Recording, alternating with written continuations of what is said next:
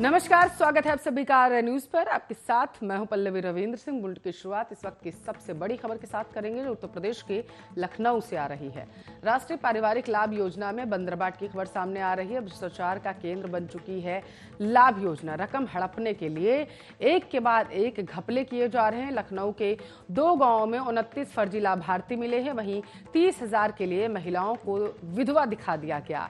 कमाऊ मुखिया की मौत पर मिलती है रकम। आपको बताते चले कई जिलों में अफसरों ने इस पूरे मामले पर बंदरबाट करने का फैसला लग रहा है कर लिया है। 2 गांवों में 29 लाभार्थी जो थे वो पाए गए हैं। 30,000 के लिए महिलाओं को विधवा तक दिखा दिया गया है कागजों में। तो बड़ा फर्जीवाड़ा यहाँ पर सामने निकल कर आ रहा है और रुपयों की जो बंदरबाट है वो अधिकारियों में साफ देखी जा सकती है। आपकी जानकारी के लिए आपको बताते चलो लखनऊ से इस वक्त की बड़ी खबर आपके टेलीविजन स्क्रीन पर है। कई जिलों में अफसरों में बंदरबाट की खबरें सामने आई हैं। कागजों में बड़ा फर्जीवाड़ा सामने आया है।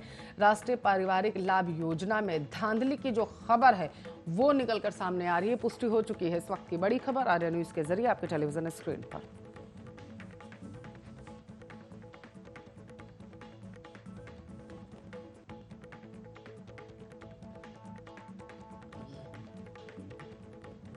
क्या बिहार में सत्तारूढ़ जनता दल यूनाइटेड में राष्ट्रीय अध्यक्ष के पद पर कोई नया चेहरा विराजमान होगा?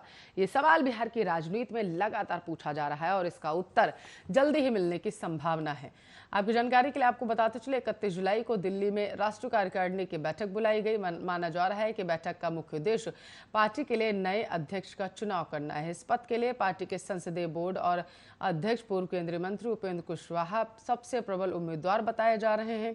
पार्टी के वर्तमान अध्यक्ष आरसीपी सिंह को हाल ही में केंद्र की नरेंद्र मोदी सरकार में इस्पात मंत्री बनाया गया था। माना जा रहा है कि पार्टी के एक व्यक्ति एक पद की नीति के मद्देनजर आरसीपी सिंह अध्यक्ष का पद छोड़ेंगे, जिसके बाद नए अध्यक्ष की नियुक्ति की जाएगी। 18 जुलाई को ही पार्टी की एक बैठक में आरसीपी सिंह ने कहा था कि वो मंत्री और अध्यक्ष का पद एक साथ संभालने में सक्षम हैं।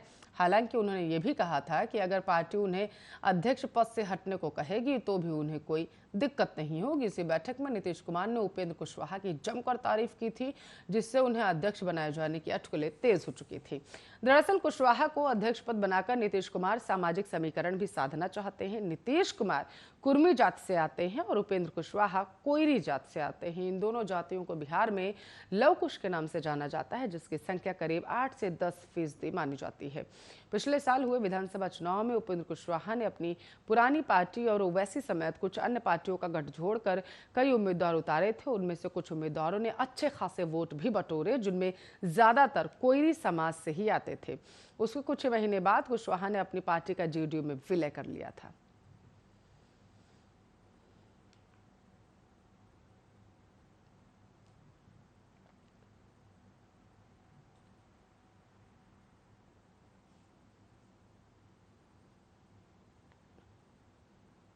तो राजनेता, पत्रकारों व अन्य लोगों के फोन टैपिंग और जासूसी के मामले पर संसद में हंगामा लगातार जारी है। कांग्रेस ने इस मामले में संयुक्त संसदीय समिति से जांच करवाने और गृह मंत्री अमित शाह के इस्तीफे की मांग की है। फोन जासूसी कांड को लेकर अब संसदीय स्थायी समिति में गर्मा गर्म बहस जो है वो होने की संभावना हो चुकी है।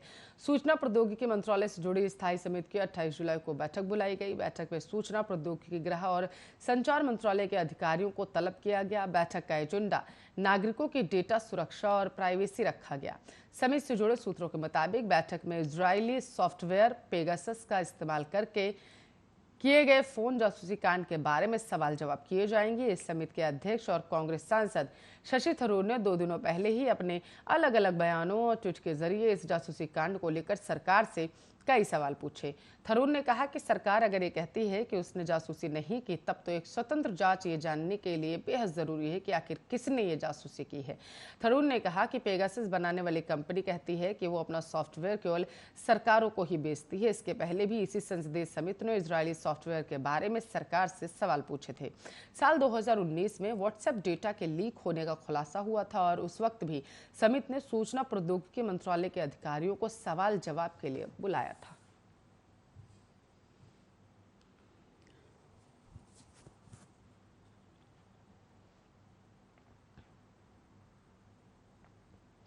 तो तो कर्नाटक के मुख्यमंत्री बीएस येदियुरप्पा अपनी सरकार के 2 साल पूरे होने के अवसर पर 25 जुलाई को पार्टी के सभी विधायकों के लिए रात्रि भोज की मेजबानी करेंगे।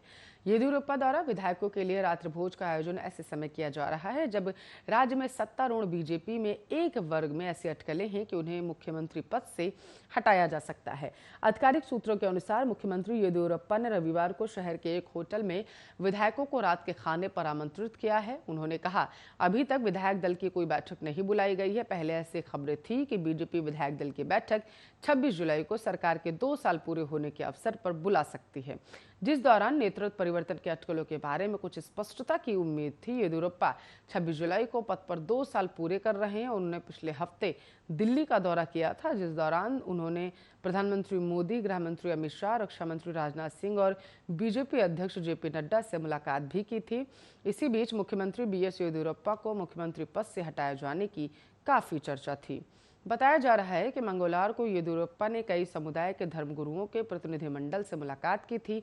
बताया जा रहा है कि इस दौरान उन्होंने कहा था कि वह बीजेपी हाईकमान के फैसलों का सम्मान करेंगे और उसका पालन भी करेंगे, जिसके बाद से उन्हें पद से हटाए जाने की अटकलें तेज हो गई थी।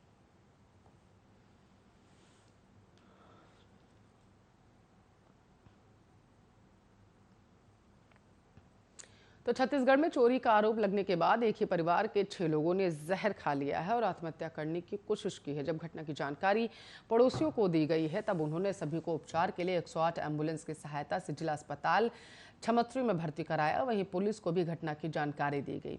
घटना की जानकारी पुलिस को मिलते ही पुलिस भी मौके पर पहुंच गई। पीड़ित ने सुनील यादव ने बताया है कि इस महीने की 18 तारीख को पुलिस उसके पिता दिलीप को चोरी के आरोप में बखारा थाने ले गई थी। दिलीप को शाम को छोड़ा गया। वहीं 19 जुलाई की सुबह सरपंच और गांव के पंचायत पदाधिकारी चोरी के संबंध में पूछताछ करने के लिए उनके घर पहुंच गए थे।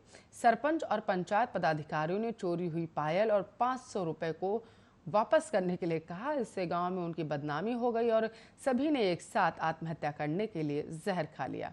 बखारा थाने के प्रभारी संतोष जैन ने बताया है कि नेमचंद साहू ने दिलीप यादव पर चोरी की आशंका जताई थी। पुलिस उनके गांव गई थी, लेकिन उनसे पूछताछ नहीं की गई थी। उन्होंने बताया कि पुलिस ने मामला दर्ज कर लिया है और आगे की जांच की जा रही है।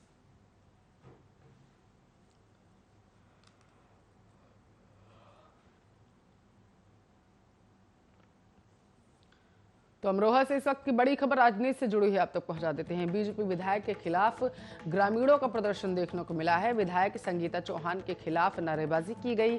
गांव में सड़क नहीं बनने से नाराज हैं ग्रामीण। वादों पर खरा नहीं उतरी है विधायक, ऐसा कहना है ग्रामीणों का।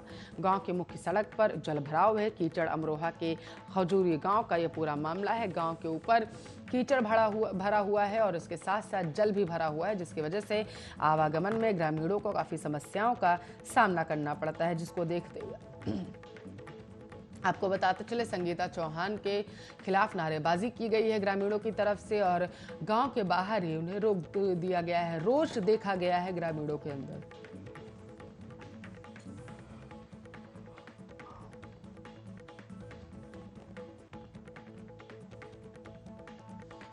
विधानसभा चुनाव में इस साल भारी जीत के बाद 2024 को लोकसभा चुनाव को ध्यान में रखकर तृणमूल कांग्रेस आज शहीद दिवस मनाएगी। अपने सबसे बड़े वार्षिक कार्यक्रम के जरिए मुख्यमंत्री ममता बनर्जी के भाषण का प्रसारण अलग अलग राज्यों में किया जाएगा। कार्यक्रम दोपहर 2 बजे शुरू होगा। टीएमसी के एक वरिष्ठ नेता ने बताया है कि बनर्जी के भाषण को पश्चिम बंगाल में बड़े पर्दों पर प्रसारित किया जाएगा और पहली बार तमिलनाडु, दिल्ली, पंजाब, त्रिपुरा, गुजरात और उत्तर प्रदेश जैसे दूसरे राज्यों में भी इसे दिखाया जाएगा। उन्होंने बताया कि पश्चिम बंगाल में भाषण बंगाली में प्रसारित किया जाएगा, जबकि अलग अलग राज्यों में स्थानीय भाषाओं में अनुवादित भाषण प्रसारित किया जाएगा। टीएमसी नेता ने बताया है कि प्रधानमंत्री नरेंद्र मोदी और केंद्रीय गृह मंत्री अमित शाह के गढ़ गुजरात में भी कई जिलों में टीएमसी के बनर्जी के भाषण को बड़े पर्दे पर प्रसारित करने की योजना है और उसने इस कार्यक्रम के बारे में लोगों को सूचित करने के लिए गुजराती में पुस्तिका वितरित करनी शुरू कर दी। गुजरात में 2022 में विधानसभा चुनाव हैं। बता दें कि देश भर में 23 मार्च को शहीद दिवस मनाया जाता है। इस दिन अंग्रेजों ने तय समय से एक दिन पहले ही शहीद आजम भगत सिंह, सुखदेव और राजगुरु को फांसी पर चढ़ा दिया था। बंगाल में आज मनाया जाने वाला शहीद दिवस इससे अलग है। साल 1993 में कलकत्ता में युवा कांग्रेस की रैली में पुलिस की गोलीबारी में मारे गए 13 लोगों की याद में तृणमूल कांग्रेस हर साल 21 जुलाई को शहीद दिवस मनाती है।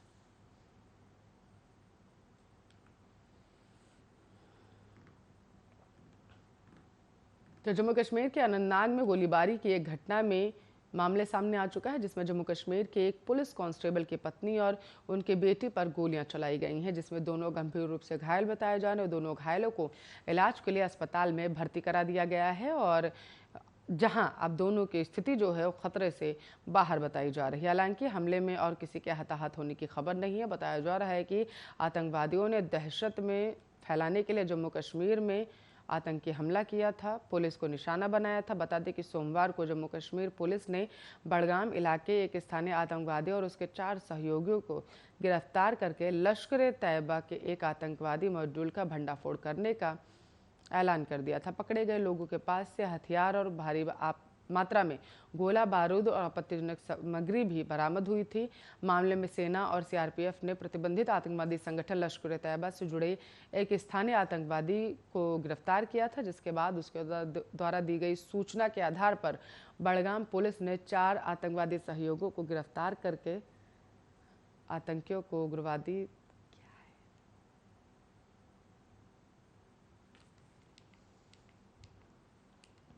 अफगानिस्तान में अब धीरे धीरे तालिबान का कब्जा दोबारा से होने लगा है। अमेरिका के हमले के बाद धरती में मिल चुका तालिबान का उदय एक बार फिर से सामने आने लगा है। एक बार फिर से चर्चा में आए तालिबान के बारे में आपके मन में 1000 सवाल उठ रहे होंगे। हम इस रिपोर्ट में आपको समझाते हैं।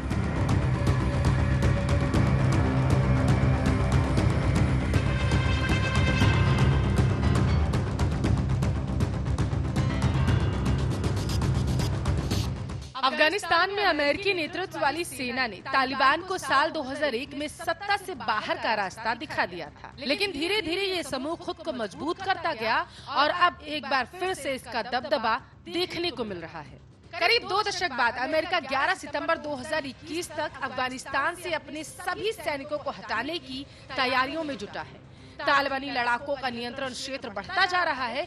आशंका ये उभरने लगी है कि वे सरकार को अस्थिर कर सकते हैं। तालिबान ने अमेरिका के साथ साल 2018 में बातचीत शुरू कर दी थी।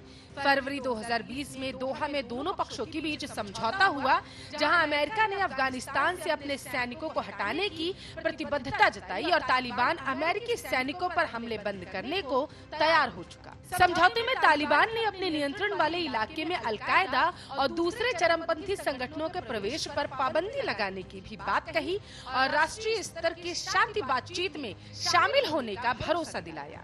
लेकिन समझौते के अगले साल से ही तालिबान ने अफगानिस्तान के आम नागरिकों और सुरक्षा बल को निशाना बनाना जारी रखा। अब जब अमेरिकी सैनिक अफगानिस्तान से विदा होने की तैयारियां कर रहे हैं, तब तालिबानी समूह तेजी से देश में पांव पसार रहा है। पश्तो जुबान में छात्रों को तालिबान कहा जाता है। 90 के दशक की शुरुआत में जब सोवियत संघ अफगानिस्तान से अपने सैनिकों को वापस बुला रहा था, उसी दौर में तालिबान का उभार हुआ। माना जाता है कि पश्तो आंदोलन पहले धार्मिक मदरसों में उभरा। इसके लिए सऊदी अरब ने फंडिंग की। इस आंदोलन में सुन्नी इस्लाम की कट्टर मान्यताओं का प्रचार किया जाता था। जल्दी ही तालिबानी अफगानिस्तान और पाकिस्तान के बीच फैले पश्तून इलाके में शांति और सुरक्षा की स्थापना के साथ साथ शरिया कानून के कट्टरपंथी संस्करण को लागू करने का वादा करने लगे। इस दौरान दक्षिण पश्चिम अफगानिस्तान की तालिबान का प्रभाव तेज हो गया। सितंबर 1995 में उन्होंने ईरान की सीमा से लगे हेरात प्रांत पर कब्जा जमा लिया। इसके ठीक 1 साल बाद तालिबान ने अफगानिस्तान की राजधानी काबुल पर कब्जा जमाया। उन्होंने उस वक्त अफगानिस्तान के राष्ट्रपति रहे बुरहानुद्दीन रब्बानी को सत्ता से हटाया था। रब्बानी सोवियत सैनिकों के अतिक्रमण का विरोध करने वाले अफगान मुजाहिदीन के संस्थापक सदस्यों में से एक थे। साल 1998 आते आते करीब 90% अफगानिस्तान पर तालिबान का नियंत्रण हो गया था। सोवियत सैनिकों के जाने के बाद अफगानिस्तान के आम लोग मुजाहिदीन की ज्यादतियों और आपसी संघर्ष से ऊब गए थे। इसलिए पहले तालिबान का स्वागत किया गया। भ्रष्टाचार पर अंकुश, अराजकता की स्थिति में सुधार, सड़कों का निर्माण और नियंत्रण वाले इलाके में कारोबारी ढांचा और सुविधाएं मुहैया कराना। इन कामों के चलते शुरुआत में तालिबानी लोकप्रिय हुए, लेकिन इसी दौरान तालिबान ने सजा देने के इस्लामिक तौर तरीकों को लागू किया, जिसमें हत्या और व्यभिचार के दोषियों को सार्वजनिक तौर पर फांसी देना और चोरी के मामले में दोषियों के अंग भंग करने जैसी सजाएं शामिल थी। पुरुषों के लिए दाढ़ी और महिलाओं के लिए पूरे शरीर को ढकने वाली बुर्के का इस्तेमाल बेहद जरूरी करार दिया गया। तालिबान ने टेलीविजन, संगीत, सिनेमा पर पाबंदी लगा दी और 10 साल और उससे अधिक उम्र की लड़कियों के स्कूल जाने पर भी पाबंदियां लगा दी गई। तालिबान पर मानवाधिकार के उल्लंघन और सांस्कृतिक दुर्व्यवहार से जुड़े कई आरोप लगने शुरू हो गए।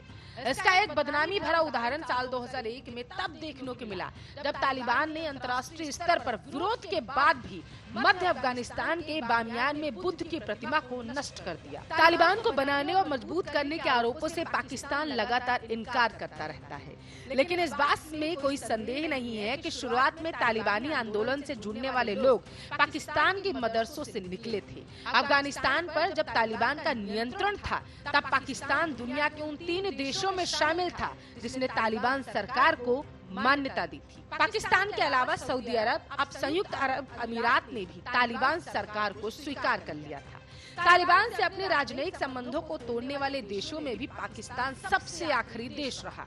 एक समय ऐसा भी आया जब तालिबान ने उत्तर पश्चिम में अपने नियंत्रण वाले इलाके से पाकिस्तान को अस्थिर करने की धमकी भी दी। इस दौर में तालिबानी चरमपंथियों ने अक्टूबर 2012 को मिंगोरा नगर में अपने स्कूल से घर लौट रही मलाला यूसुफजई को गोली मार दी थी।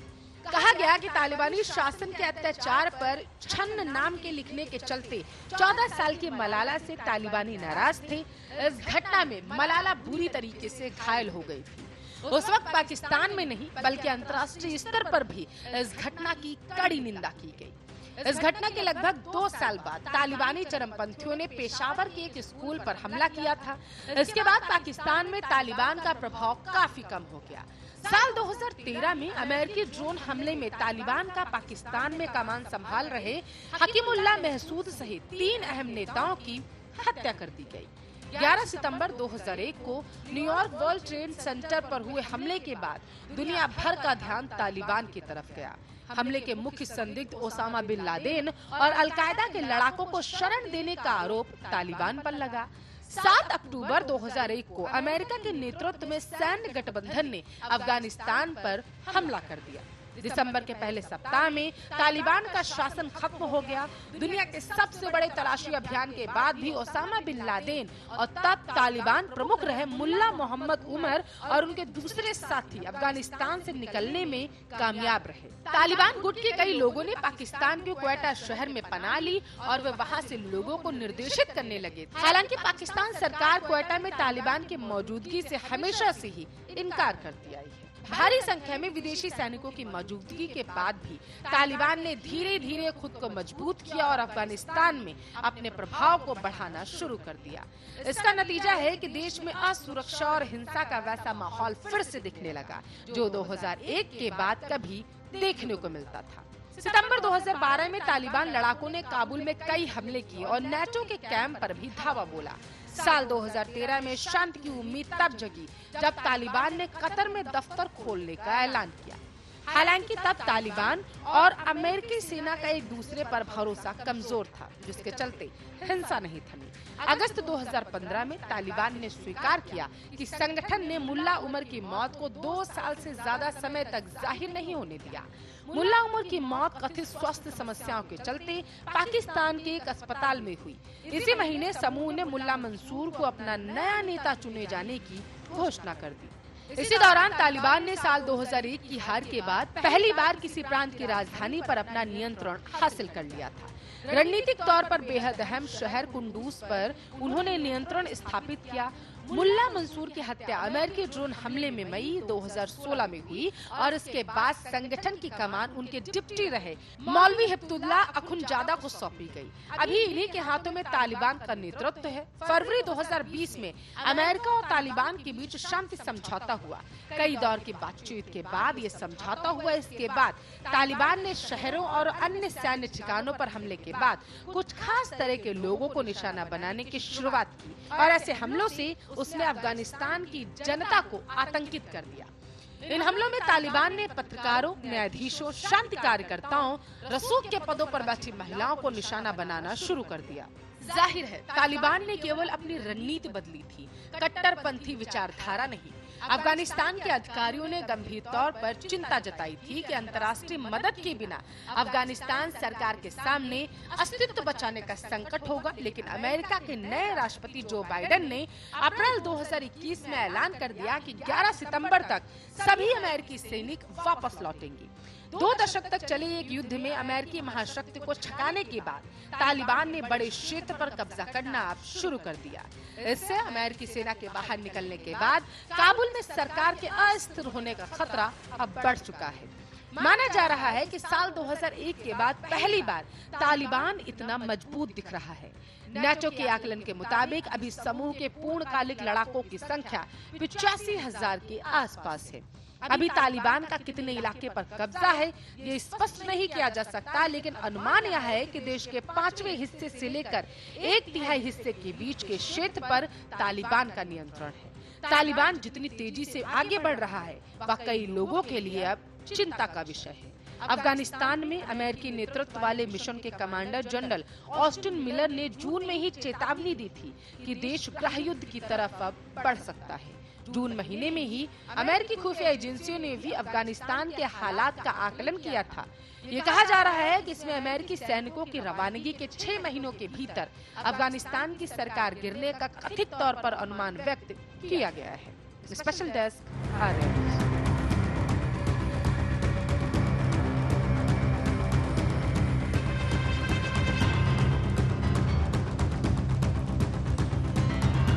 चलिए इस रिपोर्ट के साथ इस बुलेटिन में बस इतना ही। अब बने रहिए हमारे साथ, देखते रहिए आर्य न्यूज़।